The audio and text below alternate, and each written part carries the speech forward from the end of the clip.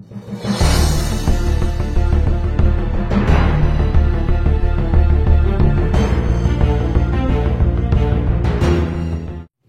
मित्रमैत्रिणींनो, आज पुन्हा एकदा मी आपल्यासमोर सादर झालोय आणि आजच्या आपल्या व्हिडिओचा विषय आहे कर्मचाऱ्यांच्या जुन्या पेन्शनबाबत उच्च न्यायालयाचा मोठा, महत्त्वपूर्ण आणि दिलासादायक असा निर्णय।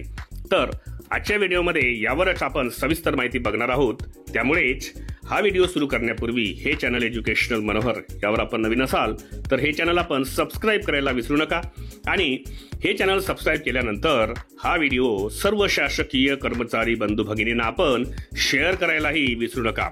चला तर मग आज आपण पाहूया कर्मचाऱ्यांच्या जुन्या पेन्शन बाबत उच्च न्यायालयाचा मोठा, महत्त्वपूर्ण आणि दिलासादायक असा निर्णय। तर कर्मचाऱ्यांच्या जुनी पेन्शन योजनाबाबत उच्च न्यायालयाने एक मोठा, महत्त्वपूर्ण आणि दिलासादायक असा निर्णय दिलेला आहे। शिवाय शिक्षण अधिकाऱ्याला माननीय न्यायालयाच्या अवमानतेची नोटीस देखील देण्यात आलेली आहे। दिनांक 1 नोव्हेंबर 2005 पूर्वी राज्य शासन सेवेत ज्यांनी पार्ट टाइम म्हणजेच अर्धवेळ म्हणून नियुक्ती देण्यात आलेली असेल असे कर्मचारी हे पेन्शन करिता पात्र असणार आहेत असा महत्त्वपूर्ण निर्णय उच्च न्यायालयाने दिलेला आहे। शिवाय या आदेशाचे पालन न करणाऱ्या शिक्षण अधिकाऱ्याला उच्च न्यायालयाने मंगळवारी माननीय न्यायालयाच्या अवमानतेची नोटीस देखील बजावण्यात आलेली आहे।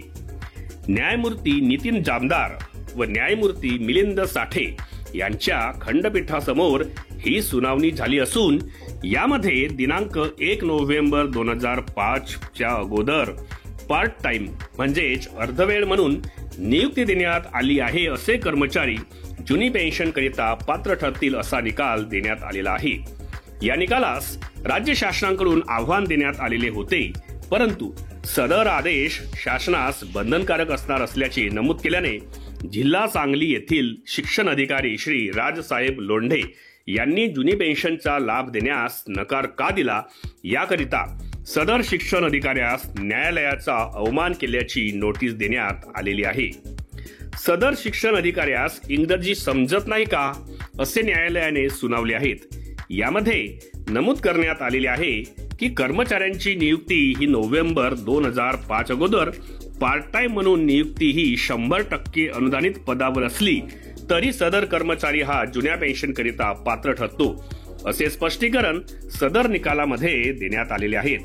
शिवाय शिक्षण विभागाच्या प्रधान सचिव यांनी शिक्षण अधिकारी लोंढे यांच्यावर कार्यवाही करण्याच्या नोटिसांमध्ये नमूद करण्यात आलेले आहेत।